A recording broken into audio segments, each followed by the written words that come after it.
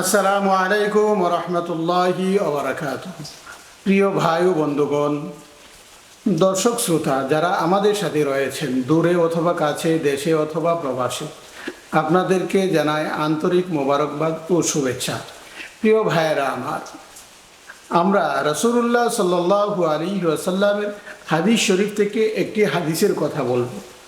আমাদের সমাজে দেখা যায় অনেক লোক মারা যাওয়ার পর কবরস্থানকে পাকা করে মাজারের মতো করা হয়, মাজার বানানো হয়। একটি কবর সে একজন নামি দামি লোক ছিল, অথবা সে একজন ফকিরের ভেষের লোক ছিল। এমন একটা লোক, কোনো ফকির মারা গেলে তার কবরে মাজার বানানো হয়, গম্বুজ বানানো হয়।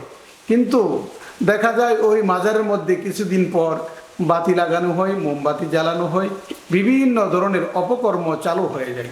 প্রিয় ভাই ও বন্ধুগণ, আসুন আমরা হাদিসে পাক থেকে জেনে নেই রাসূলুল্লাহ সাল্লাল্লাহু আলাইহি ওয়াসাল্লাম তিনি তার কবরের ব্যাপারে সাহাবায়ে কেরামদেরকে কি বলে গেলেন। আমরা হাদিস থেকে একটু শিক্ষা গ্রহণ করি। রাসূলুল্লাহ সাল্লাল্লাহু আলাইহি ওয়াসাল্লাম ইন্তেকালের পূর্বে সাহাবীদেরকে কি বলে গেলেন, ওনার কবরকে মাজার বানানোর জন্য ঘোষণা দিয়েছেন কি না, আমরা একটু জানার প্রয়োজন আমাদের অবশ্যই আছে।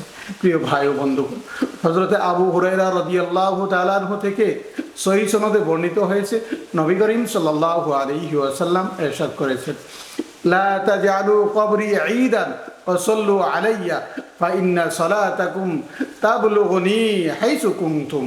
রাসূলুল্লাহ সাল্লাল্লাহু আলাইহি ওয়াসাল্লাম বলেন, হে আমার উম্মতেরা, তোমরা আমার মৃত্যুর পর আমার কবরকে উৎসবের স্থান তথা মাজারে পরিণত করো না।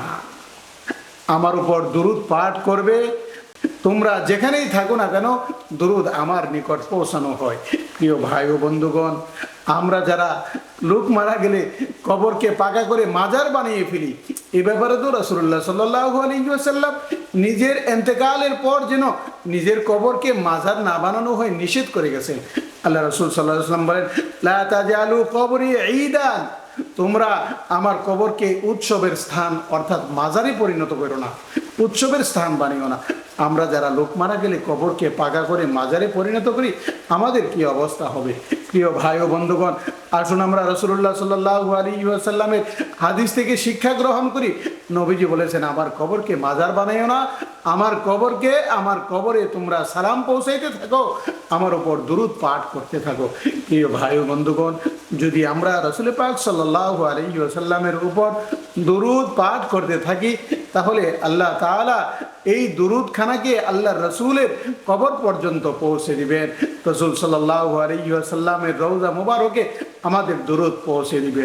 প্রিয় ভাই ও বন্ধুগণ, দুরূদ পাঠ করলে আমরা অনেক লাভবান হব, রাসূলের নিকটবর্তী হতে পারবো।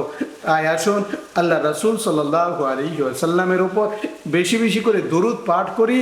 আমরা আমাদের আত্মীয় স্বজনের কবরকে মাজারে পরিণত করব না, পাকা করব না, কবরে গম্বুজ বানাইব না, কবরকে মাজার বানাইব না। রাসূল সাল্লাল্লাহু আলাইহি ওয়াসাল্লামের উপর বেশি বেশি দুরূদের আমল চালিয়ে যায়। আল্লাহ তাআলা আমাদেরকে সেই তৌফিক দান করুন, আমিন।